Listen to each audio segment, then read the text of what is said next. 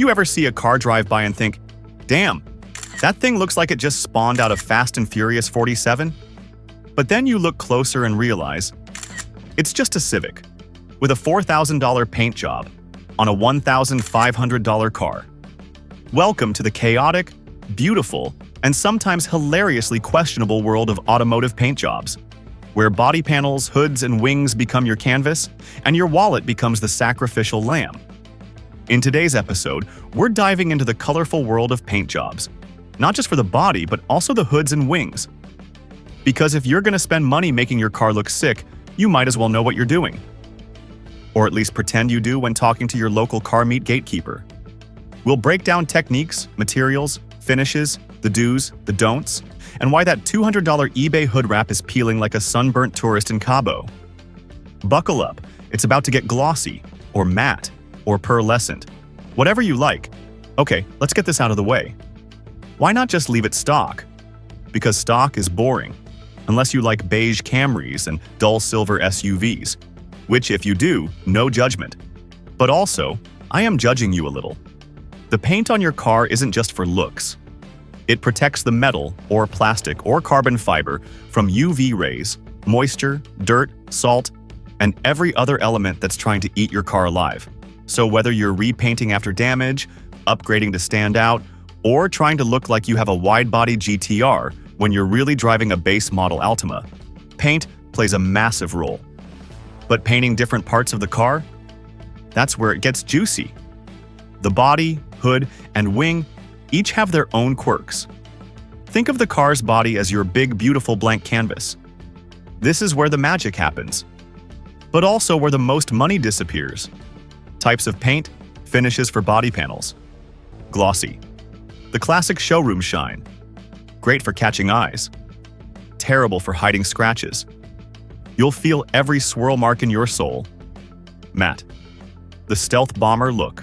Cool as hell, until you realize you can't buff it, wax it, or even sneeze on it without ruining the finish. Satin. The Goldilocks zone. Not too shiny, not too dull. Just right.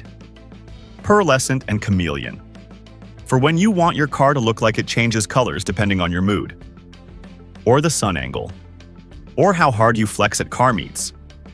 Paint techniques. Single-stage paint, color, plus clear coat in one shot. Cheaper, easier, but less durable. Think, I'm repainting my car in my driveway kind of energy. Two-stage paint, base coat, plus clear coat. More professional, deeper finish, and better protection. Basically, what every quality shop uses. Three-stage paint. Base plus mid-coat, usually pearl plus clear coat. Used for those wild color shifting or candy effects. Expensive, gorgeous. Requires a steady hand and no soul if you mess it up. Pro tip: always sand, prime, and prep the surface properly. Otherwise, your new paint will flake faster than that one friend who always cancels last minute. Use case. Example: got a 2008 Accord with faded paint and clear coat cancer? A glossy single-stage refresh will make it look newer without blowing your turbo fund. But if you're building a show car, two-stage or bust. The hood. The face of your car. Also the most abused part, thanks to the engine cooking underneath it like a rotisserie chicken. Why hoods need? Special attention, constant heat exposure, higher chance of rock chips. Gets stared at more than any other part, other than your ridiculous wheel camber. Painting steel versus aluminum versus carbon fiber. Hoods, steel hoods, standard issue. Easy to sand, prime, and paint, just heavy. Aluminum hoods. Lightweight, but requires special etching primer, or else the paint will ghost you like a bad Tinder date. Carbon fiber. Hoods. Sexy, expensive, fragile, and half the people ruin them by slapping on paint that completely hides the weave. Why even buy CF if you're gonna do that? Just get a fiberglass rep. Clear coating exposed carbon. If you want that carbon fiber exposed, clear coat is your best friend. UV rays will yellow and fade raw carbon faster than you can say JDM tax. So protect it with a high-quality, UV-resistant clear coat. Use case. You just installed a vented carbon hood on your Subaru WRX. Don't paint over it. Just sand it lightly, clear coat it properly, and flex on everyone in traffic with that shimmering weave. Alright, let's talk about wings. The literal cherry on top. Or, if done wrong, the rear-end equivalent of pineapple on pizza. Controversial. Painting wings. Depends on everything. Material. Are we talking ABS plastic? Aluminum, carbon, fiberglass? Each one takes paint differently. Mounting location, trunk-mounted, roof-mounted, center exit anime nonsense. Use case. Aerodynamic downforce on a track car or just vibes on your daily. Painting plastic or fiberglass wings. These materials are prone to flexing.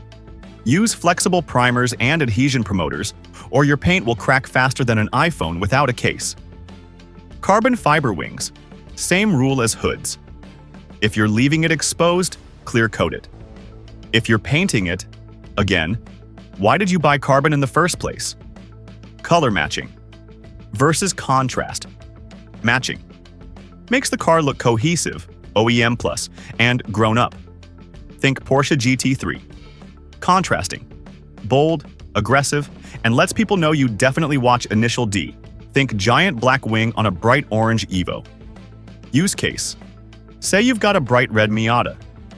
You throw on a black ducktail wing. Contrast looks fire. Now imagine painting it red to match the body. Still clean, but now you look like you know what you're doing. Either way, just don't leave it primer gray unless you're actively racing it. Mismatched panels. Painting one fender and calling it a day. Nothing screams budget build like 3 shades of red on the same car. Cheap. Materials. $20 spray paint, and a dream will only take you so far. Skipping. Prep. Dirty, oily panels? Yeah, enjoy your peeling paint in 2 weeks. Not using UV protection. Your beautiful finish is useless if it fades faster than your ex's promises. Painting over damage. Dents, rust, and scratches will still show through, except now they're shiny. Let's address the elephant in the garage. Why not just wrap it instead? Wrap pros. Cheaper in many cases. Easier to remove or change. Tons of crazy colors and finishes. No permanent commitment. Wrap cons. Doesn't last as long. Can peel or bubble. Doesn't hold up to abuse like real paint. Cheaper wraps look like someone covered your car in stickers from Wish. Paint pros durable deep. Rich finish. Better resale if done right. Custom and permanent paint cons. Expensive, time-consuming. Not easily reversible. Bad jobs are hard to fix. Real talk. If you're just doing it for fun or short-term flexing, wrap it. But if you want longevity, depth, and actual value, paint is king. Daily driver. Keep it simple, satin or gloss, minimal flakes. Easy to clean. Show car. Go wild.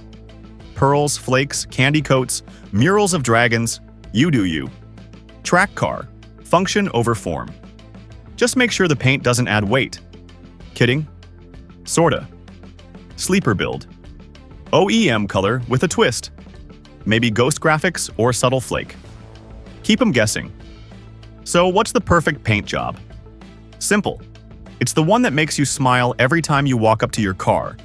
Whether that's a matte black stealth beast, a chameleon glossed showstopper, or just a clean OEM refresh. The goal is to make it yours. Just remember, good paint hides sins. Great paint starts conversations, and terrible paint? Well, at least it'll make for a good meme. If you enjoyed this breakdown and want more deep dives into the wild world of car mods, from lighting to bolt-ons to suspension rants, hit that like button, subscribe, and maybe even drop a comment telling us your worst paint job story. We know you've got one. Catch you next time. And remember, clear coat your life like you clear coat your hood, with patience, precision, and maybe just a little bit of flex. Peace out and stay shiny.